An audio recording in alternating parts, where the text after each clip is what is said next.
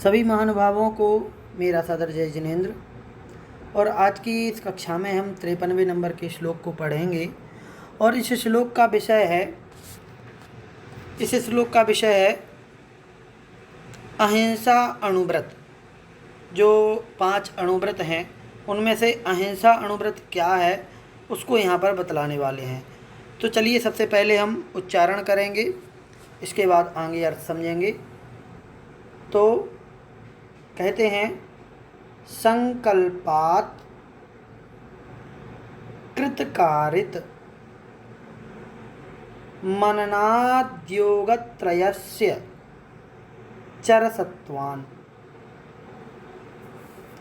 संकल्पात कृतकारित मननाद्योगत्रयस्य चरसत्वान् न हिनस्ति यत्तदाहुः। ठीक है, विसर्ग का भी उच्चारण करेंगे साथ में। न हिनस्ति यत्तदाहुः स्थूलवधात् विरमणम। यहाँ पर वधात, ये दा जो आधा दा है ना, वहाँ तक बोलेंगे। फिर यहाँ से जो वि लगा है विरमणम पढ़ेंगे। स्थूल वधाद विरमणम निपुणाः। ठीक है, चलिए पूरा पढ़ते हैं।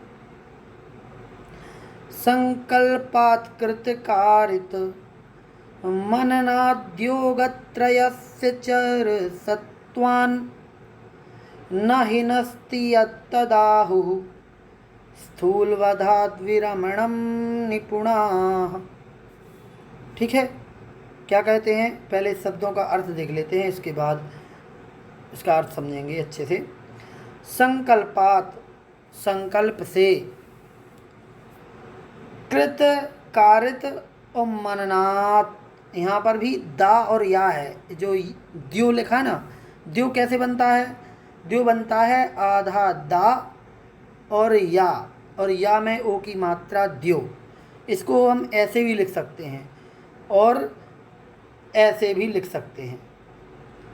तो जो मननात, जो दा है ना, उस ना के बाद ये आधा दा है, तो मननात ऐसे पढ़ेंगे। और योगत्रयस्य चरसत्वान्, इस प्रकार से। तो इसको हम जब तोड़ेंगे तो मननात बनेगा। और मननात का मतलब यहाँ पर लिया गया है अनुमोदना। ठीक है, तो कृत कारित और मननात अर्थात अनुमोदना से। फिर यहाँ पर निकलेगा योगत्रयस्य, योग निकलेगा योगत्रयस्य। त्रयस्य मतलब तीन प्रकार के योग के। ठीक है, अब देखो, कृतकारित अनुमोदना और मन वचन काय। तो मन वचन काय, योग मतलब मन वचन काय। तो मन वचन काय की कृतकारित और अनुमोदना के संकल्प से। इसको थोड़ा आगे हम इसकी पूरी हम टीका पढ़ेंगे तो ज़्यादा अच्छे समझ में आएगा। अभी इसको केवल शब्दों का अर्थ समझ लीजिए कि 3 प्रकार के योगों के कृतकारित और अनुमोदना के संकल्प से चरसत्वान् अर्थात चर जीव अर्थात त्रस जीवों को। ठीक है, ये द्वितीय बहुवचन है और द्वितीय बहुवचन का अर्थ होता है को। ठीक है, कर्म को। तो त्रस जीवों को न हिनस्ति, हन धातु से हिनस्ति बना है, मतलब मारना अर्थ में। तो न हिनस्ति नहीं मारता है, यत् तत् आहु। देखो यहाँ पर थोड़ा सा समझेंगे। यहाँ पर 3 शब्द हैं, यत्, फिर तत्, फिर आहु। यत् मतलब जो कौन? जो व्यक्ति। अब इस यत् को हम सबसे पहले लगा लेंगे। जो व्यक्ति तीनों योगों के कृतकारित अनुमोदना के संकल्प से चरसत्वान् त्रस जीवों को न हिनस्ति नहीं मारता है, जो व्यक्ति। ठीक, अब आ जाएगा तत्, वह या उसको। आहु, जी आहु है। आहु कहते हैं, क्या कहते हैं? स्थूल वधात विरमणम, स्थूल वध से विरमणम अर्थात विरक्त होना, विरत होना, विरत होना, विरक्त होना नहीं, विरत होना। विरत होना मतलब दूर होना। स्थूल वध से दूर होना ऐसा कहते हैं। कौन कहते हैं? तो कहते हैं निपुणाः। निपुण, निपुण का अर्थ यहाँ पर लिया गया है गणधर आदि देव, जो हमें केवली की वाणी को सुन करके और उसको गूंथ करके और हमारे लायक सरल भाषा में हमें समझाते हैं। ठीक है, तो ऐसे निपुणाः अर्थात गणधर आदि देव उसको स्थूल वध से विरत होना कहते हैं। तो स्थूल वध से विरत होना क्या कहलाता है? अहिंसा अणुव्रत कहलाता है। ठीक, अहिंसा अणुव्रत, समझ में आया? अहिंसा अणुव्रत किसे कहते हैं? स्थूल हिंसा का त्याग करना। और स्थूल हिंसा क्या है? तो स्थूल हिंसा है कि मन वचन काय से, मन वचन काय के कृतकारित अनुमोदना का संकल्प, उसका जो संकल्प है उस संकल्प पूर्वक जो त्रस्त जीवों की हिंसा का त्याग करता है।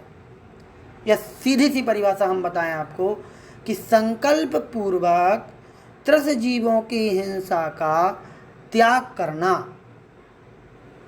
वह स्थूल वध का त्याग है। अर्थात स्थूल वध से विरत होना है, उसी को अहिंसा अणुव्रत कहते हैं।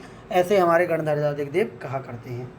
ठीक है, तो सीधी सी बात है कि हम संकल्प पूर्वक किसी भी त्रस्त जीव को, त्रस्त अर्थात 2 इंद्रिय, 3 इंद्रिय, 4 इंद्रिय, 5 इंद्रिय जीव को संकल्प पूर्वक नहीं मारेंगे।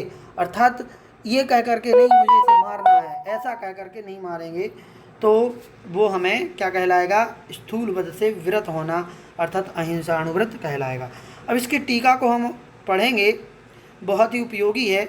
और आप लोग ध्यान रखिए कि जो प्रश्न हैं वो इस टीकाओं से ही मतलब जो हमने अर्थ समझाया है श्लोक का वो, और जो टीका में बताया गया है, समझाया गया है, उससे हम प्रश्न बनाएंगे।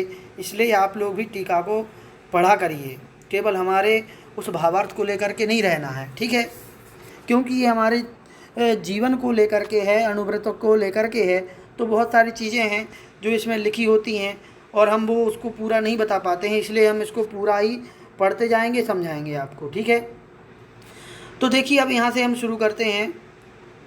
क्या कह रहे हैं यहाँ पर? अब कृतकारित अनुमोदना क्या है वो बताने वाले हैं। तो कहते हैं मैं इस जीव को मारूं, इस अभिप्राय से जो हिंसा होती है उसे संकल्प कहते हैं। मैं इस जीव को मारूं, ऐसा विचार करना, सोचना या मानना, ये संकल्प है कि मैं इसे मारूं या मारूंगा या मारता हूँ। ठीक है, अपने मन से। यह संकल्प जो है मन से, वचन से और काय से, तीनों से ले सकता है व्यक्ति। मन से भी संकल्प हो सकता है, वचन से भी हो सकता है और काय से भी हो सकता है। तो इसे तीनों योग हो जाएंगे, ये मन वचन काय।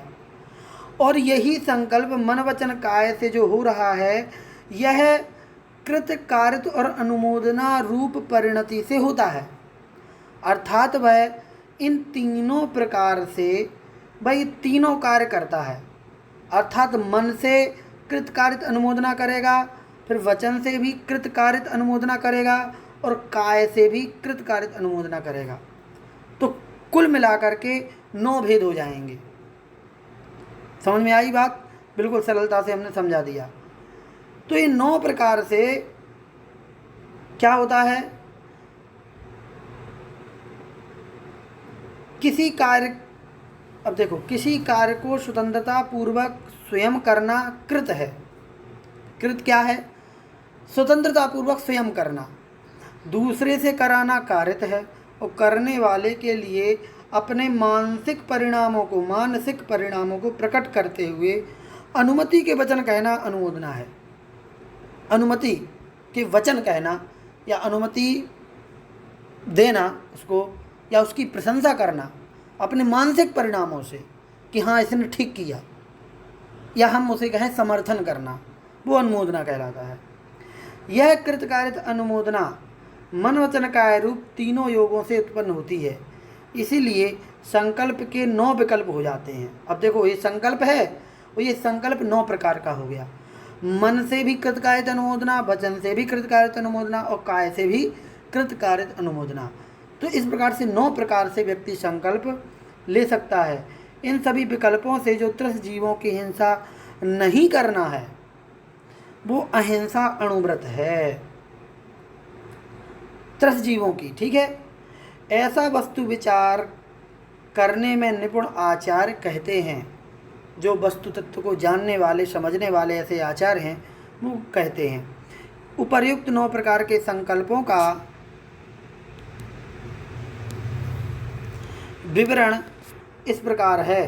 देखो अब 9 प्रकार जो भेद है ना, उनको यहाँ पर उदाहरण पूर्वक समझाया गया है। हम देखते हैं इसको। ठीक है, एक मिनट।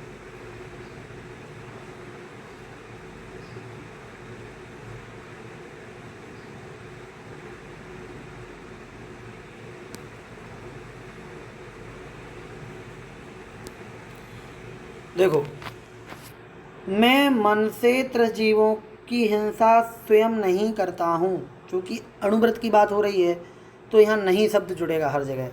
मैं मन से त्रस्त जीवों की हिंसा को स्वयं नहीं करता हूँ, अर्थात मैं त्रस्त जीवों को मारूं ऐसा मन में संकल्प नहीं करता है। मैं त्रस्त जीवों को मारूं यदि ऐसा सोचा मन में तो वो हिंसा हो गई, और ऐसा नहीं सोचता है, ऐसा संकल्प नहीं करता है, तो वह क्या हो जाएगा, वो मन से संकल्प को नहीं कर रहा है।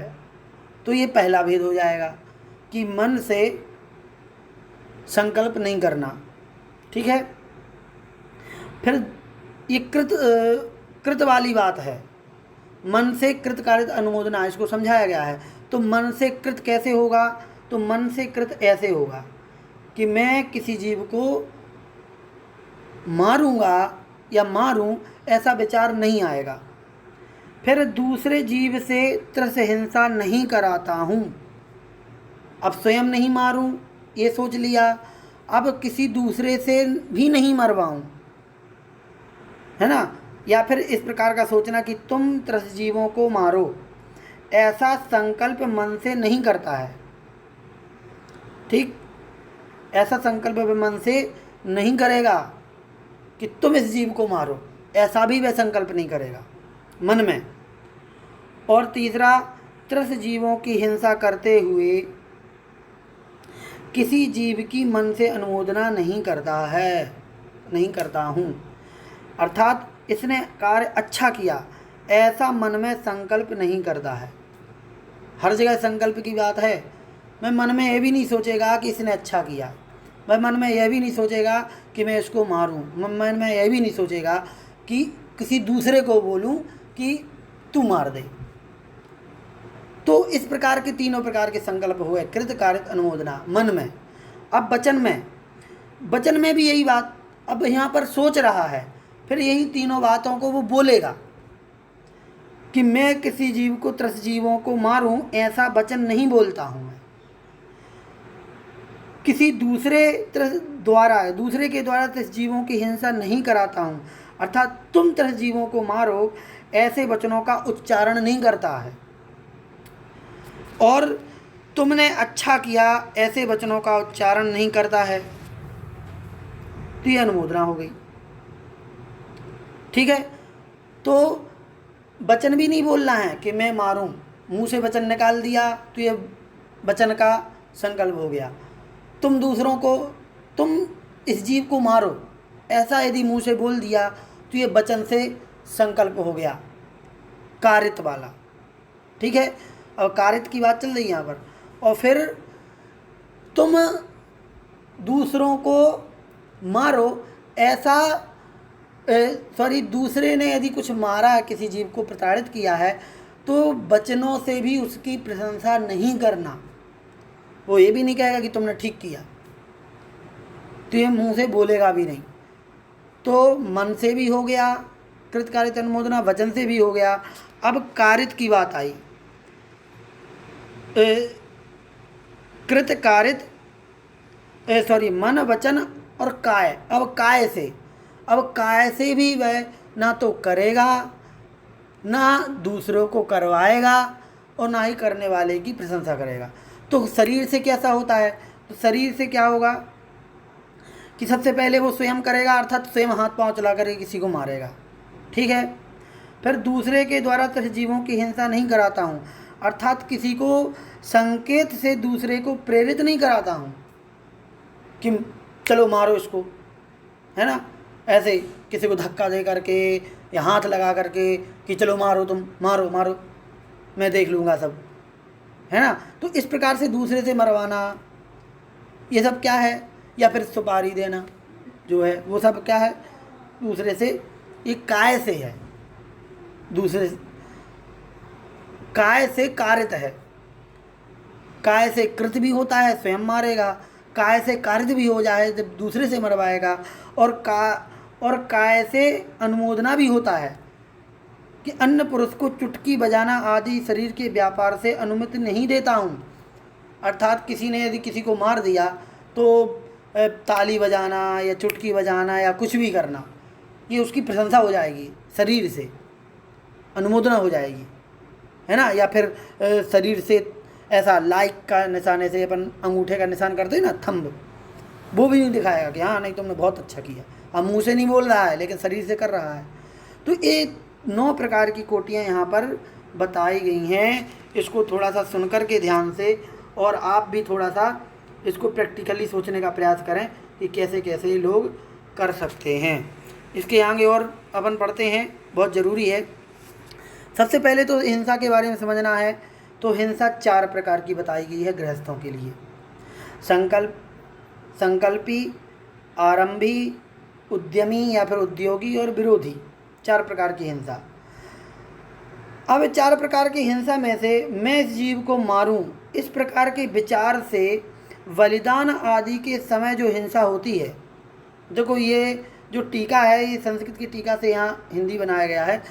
बलिदान की प्रथा जो होती है बहुत पुरानी सी है, चल रही है, यज्ञ में या फिर बलि देना जिसे हम कहते हैं। तो उस समय संकल्प लिया जाता है कि मैं इसको बलि दे रहा हूँ, ठीक है। तो मैं इस जीव को मारूं, इस प्रकार की हिंसा जो होती है उसे संकल्पी हिंसा कहते हैं। गृहस्थी संबंधी अन्य कार्य करने में जो हिंसा होती है उसे आरंभी हिंसा कहते हैं, ठीक है। जैसे कपड़ा धोना, रोटी बनाना, खाना बनाना और घूमना फिरना, जाना, काम करना, व्यापार, वो सब क्या है? जो उठाधरी का जो काम होता है, कोई चीज़ उठाना, रखना, हाथ पैर चलाना, ये सब क्या है? आरंभी हिंसा है। फिर खेती आदि अन्य उद्योगों में जो हिंसा होती है वो उद्यमी हिंसा है। और शत्रु से अपना बचाव करने के लिए जो हिंसा होती है उसे विरोधी हिंसा कहते हैं। इन 4 प्रकार की हिंसाओं से अहिंसाणुव्रती जीव मात्र संकल्पी हिंसा का त्याग कर पाता है। देखो, अणुव्रती होने के बाद भी वह संकल्पी हिंसा का ही त्यागी है, आरंभी, उद्योगी और विरोधी हिंसा का त्यागी नहीं है। अर्थात जो अणुव्रती है ना, वो यदि सेना में है ना तो भी वह दुश्मनों को मार देगा, तब भी उसके अणुव्रत में दोष नहीं लगेगा। अब इसका मतलब ये नहीं कि उसको हिंसा का पाप नहीं लगेगा। हिंसा का जो पाप लगेगा वो तो लगेगा, लेकिन उससे ज़्यादा देश की और करोड़ों जीवों की जो रक्षा का जो पुण्य है वो उससे ज़्यादा होगा। इसलिए, और दूसरी बात, वो अणुव्रती ही रहेगा, वो उसके अणुव्रत में दोष नहीं लगेगा, भले वो कितने ही दुश्मनों को मार दे। उसी प्रकार से खेती कर रहा है, व्यापार कर रहा है, और व्यापार में वह किसी जीव को मार नहीं रहा है, लेकिन व्यापार में मर रहे हैं जीव, तो उसके अणुव्रत में दोष नहीं लगेगा। बल्कि यदि वह व्यापार करते समय उन जीवों को बचाने का प्रयास करता है तो उसके अहिंसा अणुव्रत पलता रहेगा और पुण्यबंध ज़्यादा होगा, ठीक है। तो इस प्रकार से ये बताया है। शेष तीनों हिंसा का नहीं और वह मात्र त्रस्त जीवों का हिंसा का त्याग करता है।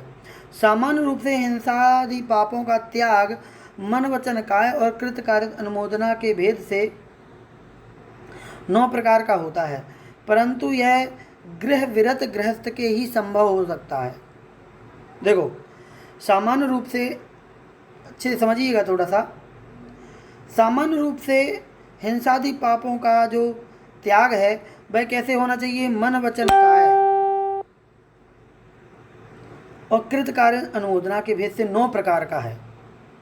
इन 9 प्रकार से त्याग होता है, परंतु गृह विरत गृहस्थ के ही संभव है। अर्थात जो घर में नहीं रह रहा है ना, वही इन 9 प्रकार के त्याग कर सकता है।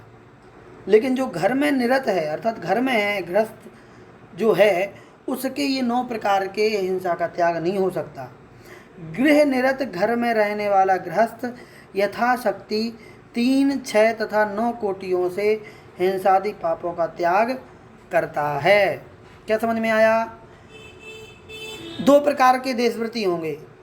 एक तो घर में रहने वाला, क्योंकि 11 प्रतिमाएं होती हैं, तो 2 प्रतिमाओं से ही देशव्रती वो हो गया, अनुव्रती हो गया, ठीक है। लेकिन जब तक उसने 11वीं प्रतिमा धारण नहीं की है, अर्थात उसने घर को नहीं छोड़ा है, तब तक वह 9 प्रकार की कोटियों से हिंसा का त्याग नहीं कर सकता। घर में रह कर के वो यथाशक्ति 3 या 6 कोटि से कर सकता है। अर्थात कई बार हो सकता है कि वह मन वचन काय में से वह काय से नहीं करता, लेकिन मन और वचन से कर रहा होता है। कई बार वह करता नहीं है, लेकिन अनुमोदना कर लेता है, कारित कर लेता है। कई बार वह कृत नहीं करता, कार्य नहीं करता, लेकिन अनुमोदना करता है। तो इस प्रकार से अलग अलग डिफरेंस से वो 3, 6 आदि कोटियों को निभा पाता है। बाकी पूरी 9 प्रकार की कोटियों को निभाने के लिए उसको गृह का त्याग करना होगा, तभी जाकर के हो पाएगा। क्योंकि व्यापार इत्यादि करते हैं तो इस प्रकार के 5 पाप जो है ना, वह मन से नहीं हो पाते हैं, वचनों से नहीं हो पाते हैं, बोलना ही पड़ता है। झूठ व्यापार में वो नहीं बोलोगे तो फिर आप पैसे नहीं कमा पाएंगे, आप वस्तुओं को नहीं बेच पाएंगे। तो कई बार हमें ऐसा करना पड़ता है, तो इसीलिए यहाँ पर स्पष्ट किया गया है।